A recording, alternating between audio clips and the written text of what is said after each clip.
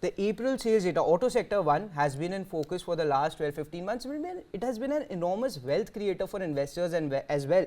And not apart from this premiumization theme, we have also seen a good bounce back in demand, especially for your two-wheeler segment, and they are expected to post really good numbers this time around. Bounce back, you used just the right phrase. Motocorp jumped 27% two-wheelers. Passenger vehicles, now few things have happened in passenger vehicles.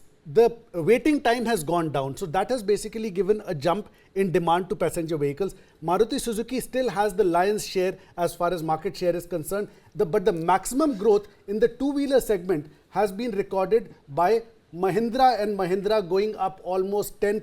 Maruti Suzuki passenger vehicle sales went up 8%, 8.1%. Tata Motors 8.6%.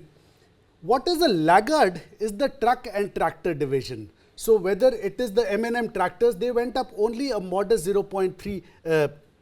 Ashok Leyland, they went up 6.4%, but they have basically been a laggard.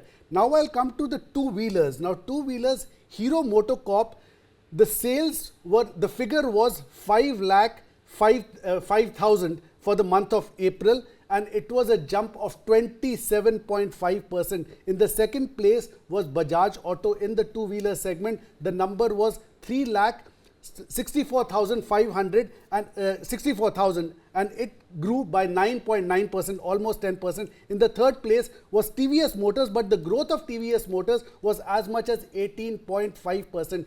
Eicher Motors, the ones who sell Bullet Enfield in India, they grew by as much as 14.9%. That is a heavy vehicle, a two-wheeler, and not a family vehicle. But still, even that saw a growth of 14.9% in the month of April. It is looking good. Probably the commercial vehicle sector post-elections and post-new infrastructure projects will pick up also. And that ties us back to, this entire narrative and entire conversation we have had over many past months, about rural demand, which is still lagging, and that remains a pocket of the market that has still been struggling. And that has not only, hurt your normal consumer staples, it is also hurting, as Amit also pointed out, the demand for your commercial vehicles as well. And I think that is the pocket of the market that one needs to pay close attention to. What's the recovery looking like? Because again, remember, we are in this high interest rate regime.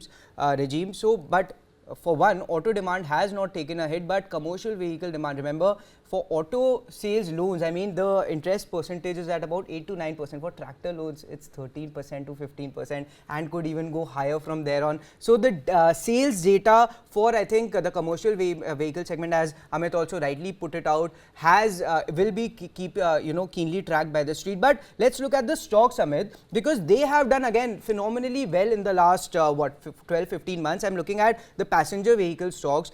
Maruti Suzuki has delivered 46% returns in the last 1 year. Tata Motors, it's up over 100%. So it has essentially doubled investors' wealth in that 1 year time frame. Mahindra and Mahindra, after this XUV 3XO which was released, skyrocketed and went on to scale a new record high. That has also delivered returns of about 74%. Yeah. Maruti Suzuki is the most interesting one. We discussed their results, and they were robust results they posted for the quarter gone by. It is still, it seems, a situation of buy on dips, because in the last 1 month and the last 1 week, they have not posted very good earnings. Rather, in the last 1 week, they are in the negative. Right. So that is the most interesting one. But obviously, with the results coming in, it is a sector that is bound to rally, and post-elections with new policy, even I'm sure the commercial vehicles division is, it is the run, basically, upswing is just round the corner. Alright, and as for Maruti Suzuki, I mean, the numbers as far as the volume growth and profitability was concerned were decent, but what disappointed the street about Maruti Suzuki was the compression in margins. Their margins came down.